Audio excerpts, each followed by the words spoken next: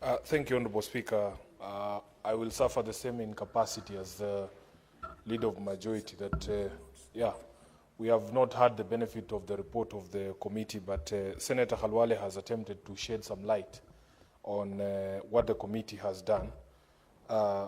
First of all, allow me to comment on the question of the road maintenance levy fund. Honorable Speaker, our Constitution has set out everybody's job.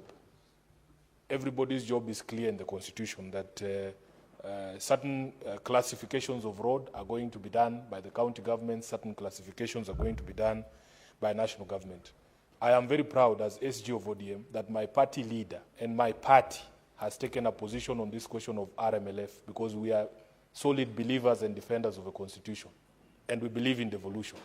My party leader's position, and which is my position, is that members of the National Assembly has no business. They have no business constructing roads. And if they have a problem, the problem is not with Sifuna. I take my instructions from my boss, my party leader. And as a senator of Nairobi, I have been charged to ensure that we defend devolution at every turn.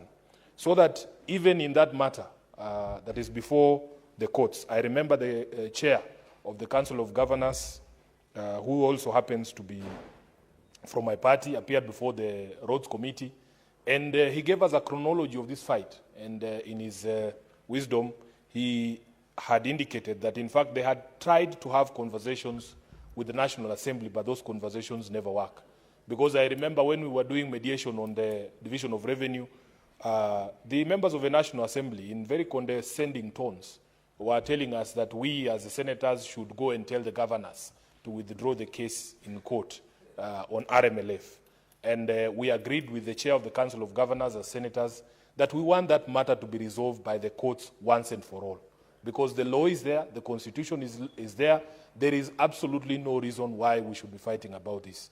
And the most callous thing, Honorable Speaker, I have never been a member of the National Assembly, and maybe one day if I will be, maybe this, I don't want to use the word disease, but this attitude maybe will come over me, that somehow they have dissected the populations, they know the people who belong to the national government and the people who belong to the county governments. That, Honorable Speaker, it doesn't matter what prejudice the people suffer, for as long as the National Assembly does not get what it wants, then we can hold the entire thing at ransom. I remember sitting here with those members, I don't want to mention their names, but they know themselves. Honorable Speaker, they told us in no uncertain terms that if they don't get RMLF, we will not get division of revenue. And I hear that I've told Senator Khalwale's committee the same thing, that in fact, if they don't get these RMLF funds, they don't care whether CHPs are being paid. I am very happy that you are able as a committee to distinguish these things, to separate them, and let that controversy over RMLF be resolved in the courts in accordance with the law.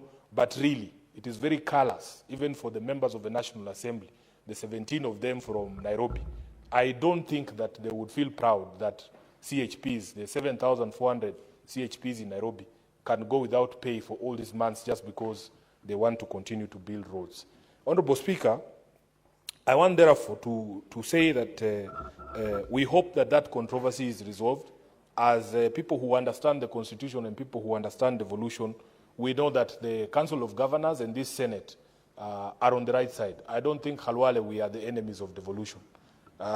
We have stood very firm on the floor of this House in our committees, even when we were doing mediation on division of revenue, to make it very clear to the National Assembly that, first of all, we are not enemies of the National Assembly, but we have an oath that we swore on this Constitution to defend county governments and their interests.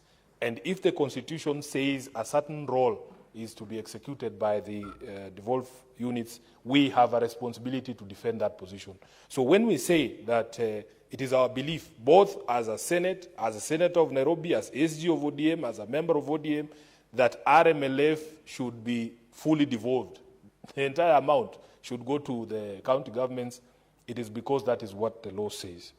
Honorable Speaker, if you look at the schedule, the first schedule, you will see that for us in Nairobi, really, we were concerned with only two issues. Number one is, of course, that issue of the road maintenance levy. We have a budget of about 390 million Kenya shillings in the supplementary budget for 2024-2025 for maintenance of roads. Those of you who have been moving around our estates in Nairobi, and I can see the Deputy Speaker looking at me because he's not very happy with the situation of the roads in Nairobi. And I am sure all of you have problems. You go to places in Kilimani, you go to Isili, everywhere our roads are in pathetic shape. And we were hoping that this impasse is resolved because it is also acknowledged that we need the resources to be able to do these roads. And therefore, we hope that it will be resolved as soon as possible. But you can see on that schedule, the first schedule, Honorable Speaker, we have the 224 million Kenya shillings, which is sufficient to cover the stipend of 2,500 shillings for 7,464 CHPs for 12 months. And then there is an amount that has been allocated there for basic salary arrears for county government health workers.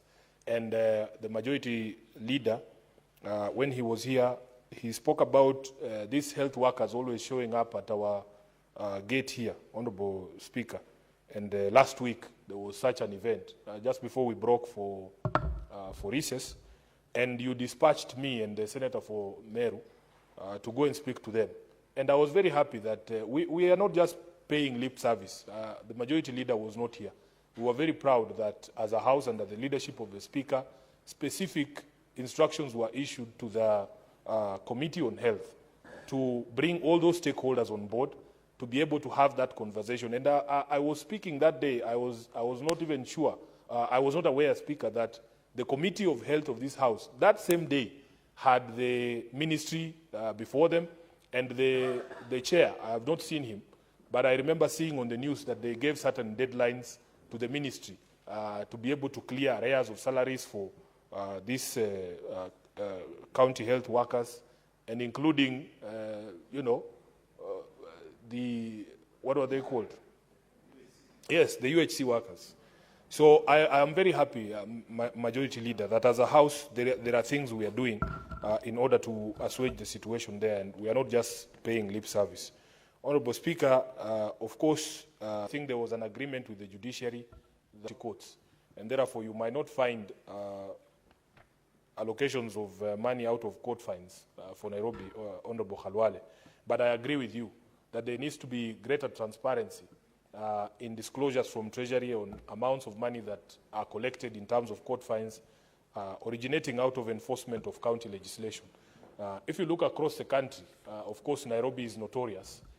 The number of people who are arrested on a daily basis for violation of bylaws, and then even today, it is full of people who are being charged with various violations, and it is true that we need greater disclosures from Treasury on these amounts.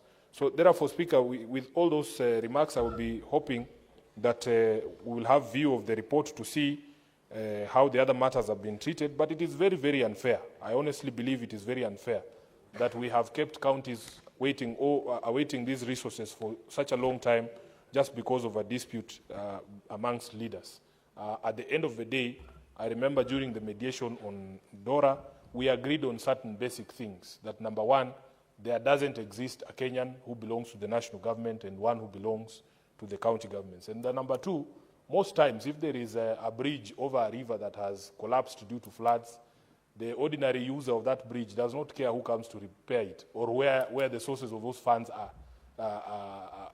where the funds are going to come from.